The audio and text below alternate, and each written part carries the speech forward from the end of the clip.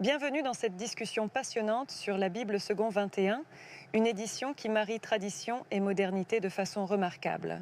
Oui, c'est passionnant.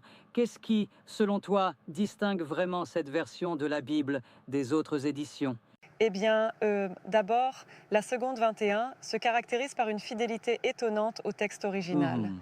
Elle reste vraiment proche de l'hébreu et du grec, tout en adaptant le français pour rendre le message accessible aux lecteurs d'aujourd'hui. Exactement. Et ça permet d'adapter un langage ancien pour le rendre vivant. On ressent vraiment une volonté de connecter tradition et modernité, n'est-ce pas? Oui, tout à fait. En plus, cette édition intègre des repères chronologiques visuels qui guident le lecteur à travers l'histoire biblique. Par exemple, chaque livre débute souvent par une petite chronologie ou un zoom sur la période concernée, ce qui aide à situer les événements dans le temps. Ouais, c'est un vrai plus, surtout quand on se retrouve face à les récits anciens comme la Genèse ou l'Exode. Ça permet de mieux comprendre l'évolution historique des textes. Absolument. Et il ne faut pas oublier que la Seconde 21 accorde une attention particulière à la numérotation des chapitres et des versets, ainsi qu'aux abréviations techniques et même aux unités de mesure biblique. Vraiment. La table détaillée, indiquant par exemple le talent, la coudée et l'empan, facilite la compréhension des échelles utilisées dans les récits. C'est Il y fascinant de a voir comment le détail historique se transmet dans chaque aspect du texte. Exactement. C'est comme si on avait un mini-guide historique intégré dans le texte même. Ce soin du détail aide non seulement à comprendre le récit, mais aussi à appréhender les réalités culturelles et économiques de l'époque. Pour moi, c'est aussi l'aspect de la traduction qui est très intéressant. La seconde 21 opte pour une traduction formelle ou littérale qui respecte l'original sans y ajouter trop d'interprétations personnelles, tout en utilisant un vocabulaire moderne. Oui, c'est une démarche qui demande un merveilleux équilibre. Mhm. Il s'agit de rester fidèle au message sacré, mais sans rendre la lecture trop aride ou désuète. C'est un compromis entre conserver la poésie originelle et la rendre compréhensible pour le lecteur contemporain. Certes, mais je me demande, n'y a-t-il pas parfois le risque qu'une traduction trop littérale puisse enfermer le texte dans une rigidité qui ne laisse pas assez de place à l'interprétation spirituelle? C'est une question pertinente. Toutefois, l'équipe qui a travaillé sur la seconde 21, composée d'experts venant de contextes variés, de la théologie à l'histoire ancienne, a soigneusement équilibré cela. Ils ont, cherché à minimiser l'interprétation excessive pour que chacun puisse, en fin de compte, méditer et trouver son propre sens dans les textes sacrés. Oui, c'est là toute la beauté du livre.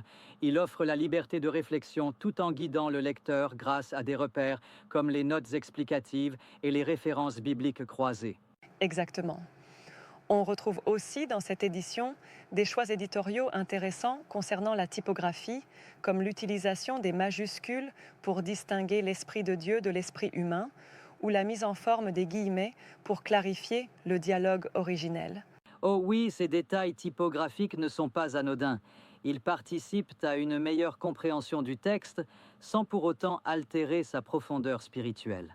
En effet, et c'est plutôt impressionnant de constater à quel point chaque élément a été pensé pour que cette édition ne soit pas seulement un recueil de récits, mais un outil d'apprentissage de l'histoire et de la foi. Un autre aspect qui m'a marqué, c'est la présentation de la transmission des textes. Ils expliquent, par exemple, comment les manuscrits anciens, comme le Codex de Léningrad ou les manuscrits de la Mer Morte, ont permis de préserver le message au fil des siècles. C'est exact. Cela nous montre l'incroyable dévouement et le travail minutieux des scribes et des moines qui ont recopié à la main ces textes, permettant ainsi à la Bible d'atteindre sa diffusion mondiale actuelle en plus de 2400 langues. Ça met vraiment en perspective l'importance historique et culturelle de ces textes. On parle d'un héritage qui dépasse les frontières du temps et influence encore notre quotidien, que ce soit dans nos expressions, nos fêtes ou nos valeurs.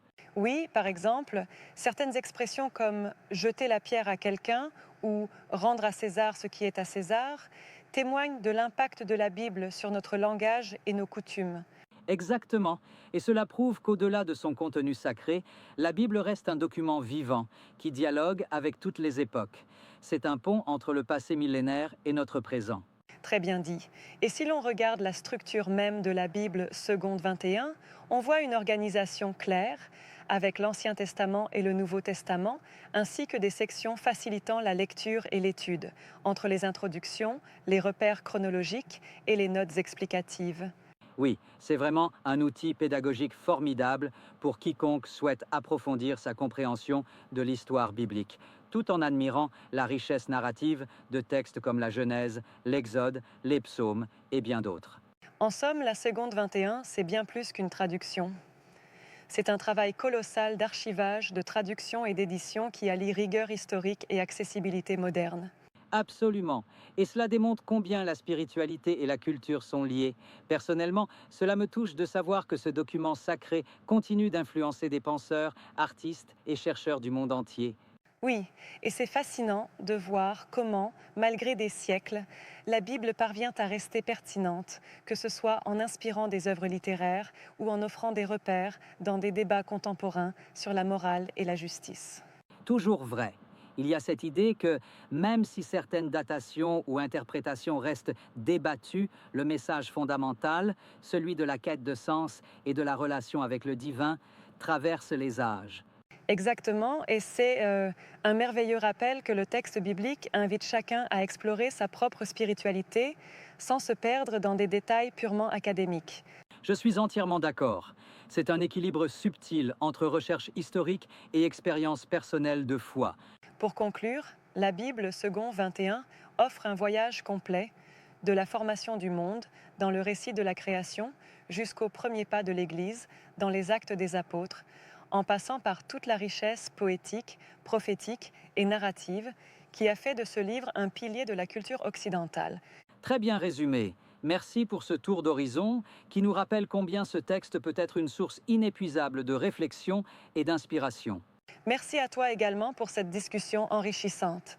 J'espère que chacun trouvera, en parcourant ces pages, un chemin vers une meilleure compréhension, tant historique que spirituelle. Exactement. Je vous invite donc à plonger dans cette édition et à découvrir par vous-même la richesse de ce maître mot de l'histoire. À bientôt pour une nouvelle exploration. À bientôt et bonne lecture à toutes et à tous.